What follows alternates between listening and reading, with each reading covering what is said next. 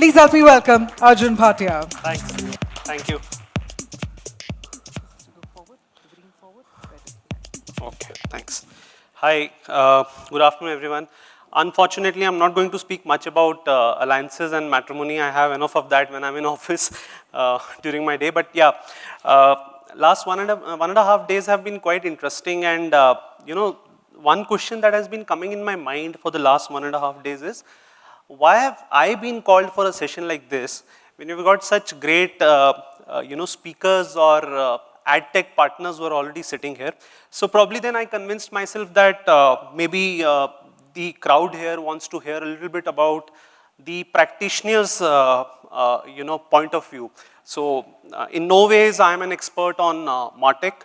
My digital journey is fairly recent. I started some 6-7 years back only out of my 20 years of career in marketing in the digital space. But yeah, it's been a great ride.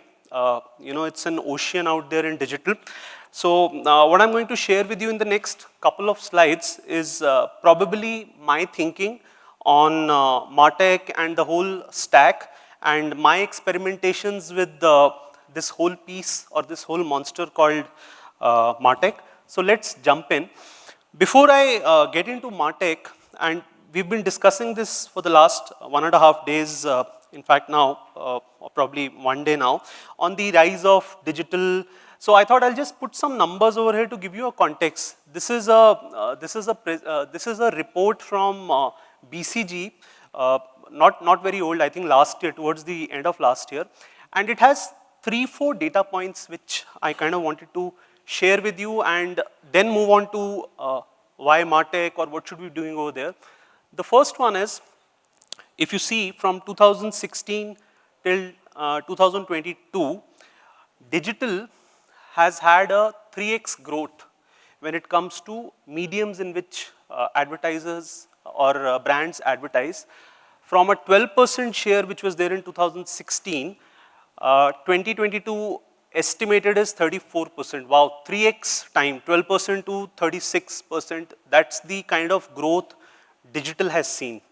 The second point is at the bottom, that while advertising as an industry has been growing on a CAGR of 15%, digital has been growing at a 30% rate. And we all know the reasons, right? Pandemic, multiple ways, D2C brands coming up and all that. So that's the way the growth and rise of the digital as a industry, advertising industry has been.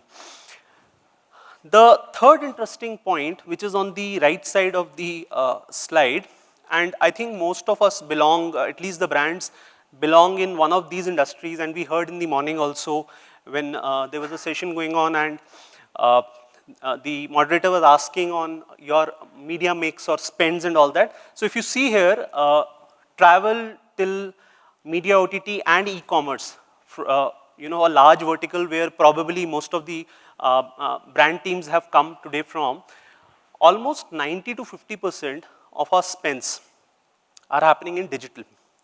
So it's a matter of time when overall in the advertising industry, I don't know, 3 years, 5 years down the line, digital as a percentage spends in channel will probably overtake TV.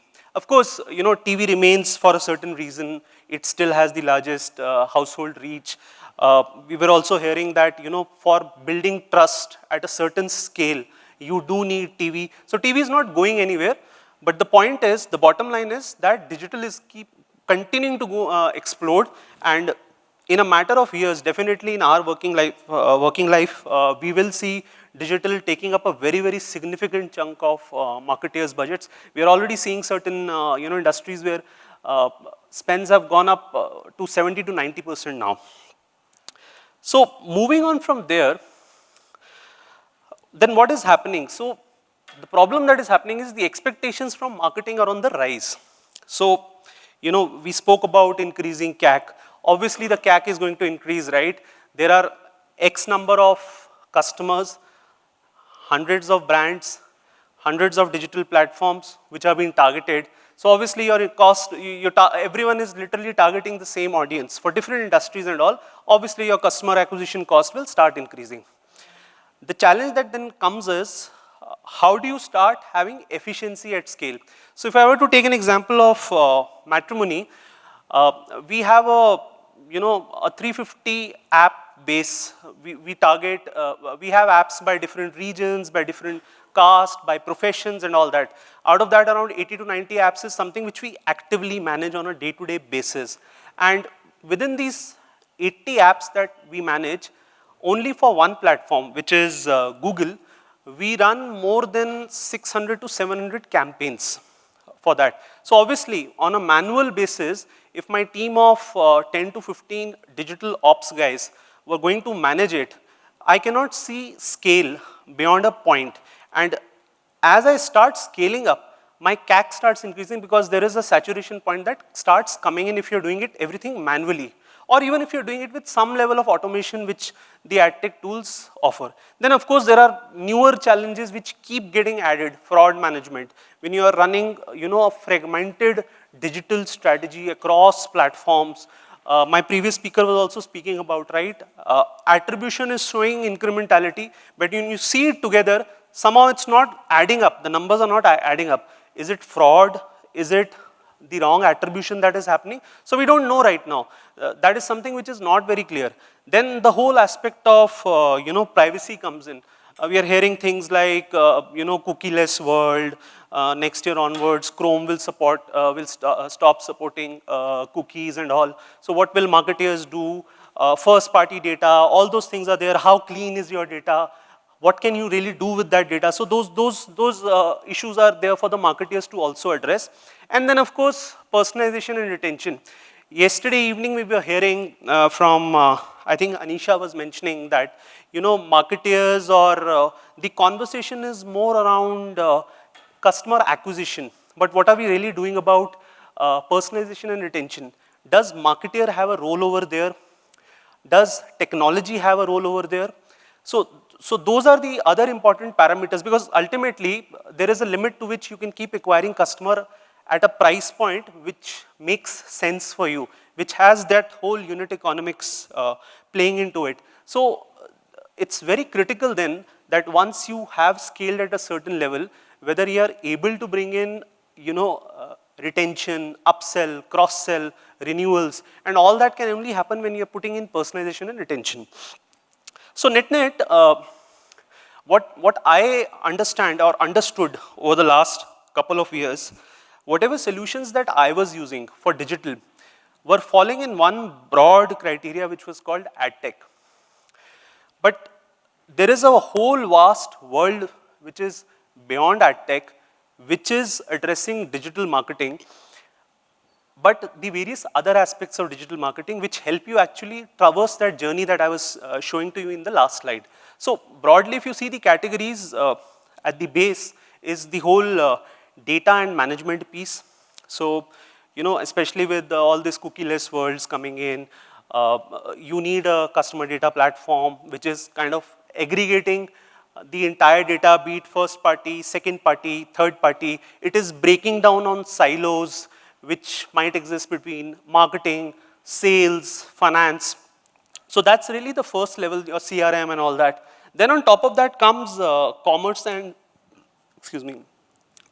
sales. So, we all have brands.com, our own sales platforms which obviously offer certain benefits which a third-party marketplace cannot offer. Of course, you can't avoid them, but there is a strong play that your own brand.com offers you. So that is the other second layer on top of that. Then of course is social and relationships, what kind of listening you're doing, how are you improving on your products, your customer complaints, wherein the whole social and listening piece comes in.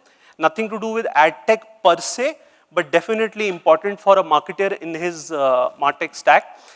Then of course, content and experience, what kind of content are you using within the product when the customer is coming onto it, or outside the product while the customer is discovering your brand across various touch points. And then of course it's the ads and promotions. Again, ads and promotion does not mean ad tech only. Promotions might mean, as I was mentioning, when a customer is coming onto your platform, basis his past behavior, What are you offering him? What kind of personalization are you doing? Is he due for a renewal? Are you giving him an offer on that renewal? Are there any bundling opportunities available? Is there any cross promotion that you can do? So that's one piece. Then of course, ad tech, which in itself is a huge ocean, and I'll not touch that. So having said that, these are currently some of the areas that I am looking at as a practitioner. So I spoke about these categories. Broadly, these are the categories in which at least I can feel that the D2C brands need to have a look. Of course, it depends on what's your maturity level, what stage of growth your particular organization or brand is in. But for me, for my brand, which is a fairly established 20-year-old brand, for me, what is important is, and again, these are some samples that I'm talking about, important for me right now, but fall in these broad categories. So under data and management, what I am looking at is customer data platform, because as I was mentioning, as an organization, I feel we generate tons of data, which is first party, second party, third party data that we ingest in. But we do not utilize that data as efficiently that me or any business head would like to utilize. Customer service is doing something else on renewals. We are targeting something else as marketing. Sales guys are doing something else. So we are not breaking down those silos. So one very important piece is CDP, and it, by the way, also helps later on when we actually enter into a cookieless world, because the quality of your first party data will actually help you advertise outside when DMPs are not able to give you the right intent or signal the way they probably are right now. Then of course, analytics. By analytics out here, what I mean is we have a website, we have an app, we have an M site, we have retail outlets. So how am I getting the information in one system wherein then I can take actionable insights on it? So that's another area that is very critical. Attribution, especially when we are working with so many partners, are we doing the right attribution? Are we over-indexing on any partner and missing out on some previous touches that happened in the consumer journey? That is something that always bothers me. Then when it comes to commerce and sales, probably lead management is an important piece. In e-commerce, while we have our own e-commerce platform, but we also need to ensure that we are making the customer journey as seamless as possible. So in the last 1.5 years, we never had products like wallets integrated into our platform, but now obviously wallets are becoming big.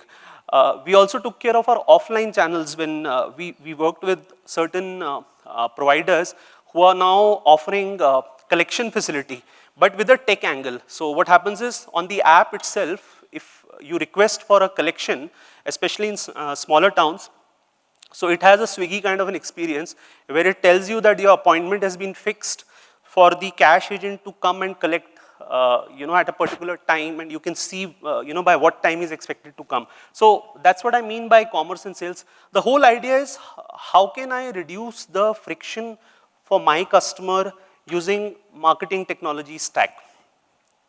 Then in social and relationships, I think my focus areas are listening. And earlier in the day, someone was speaking, I think it was from Plum, that how do I make it more insightful for me to actually take any actions? That is one key area which is missing right now. So you get information from listening, but it's more or less data. How do I put it into insights? Somehow I'm not been able to really crack that with any Martech product till now, but yeah, I'm on the lookout.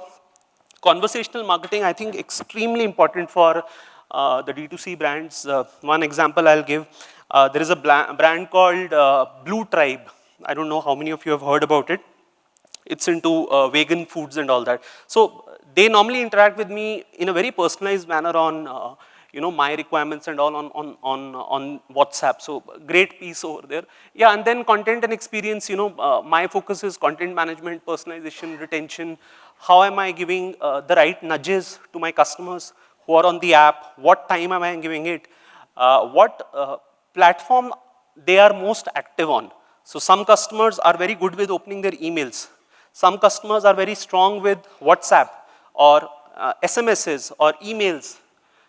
So you really need to figure out, what is it that is working for your customers and make cohorts and then drive your whole content and experience piece over there. Sorry, I'll just take 1 or 2 minutes. I think I'm up time. And and then of course ads and promotions.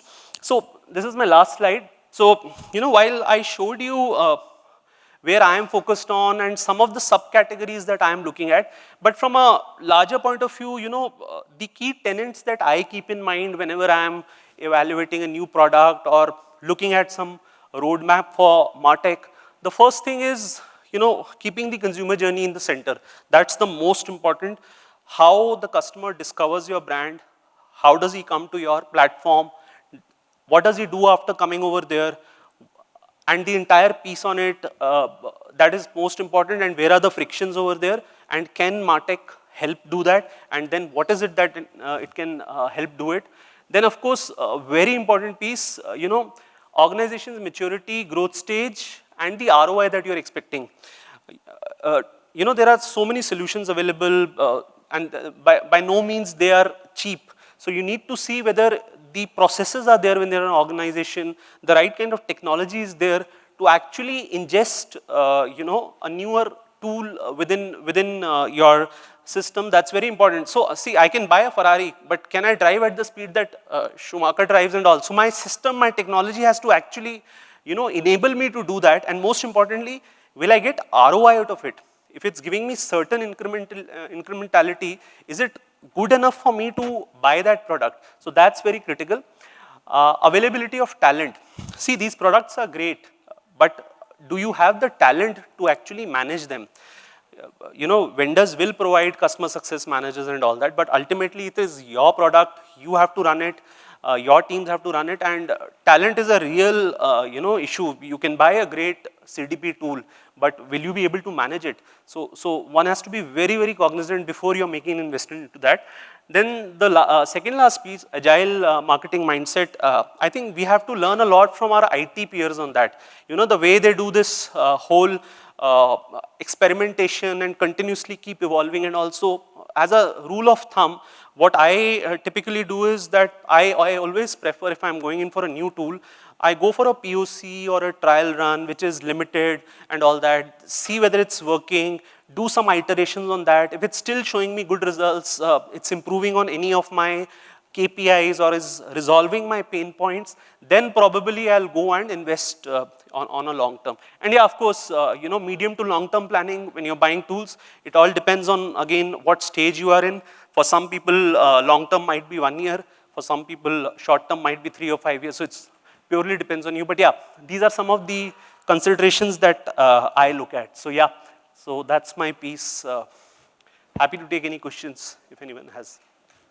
Thank you, Arjun. Yeah. While I do see that we are out of time, I think I'm going to ask you quickly the same question that I've asked the previous set of brands around the biggest marketing challenge that you'd like to share with us. Sure. So we are a very different kind of a business than a regular D2C brand.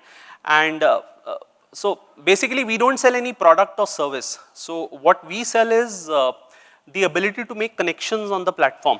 So for us, our supply and demand is the number of people who are coming on the platform and are finding connections. And if they find value in the number of members that they are seeing, they would be ready to become a paid member.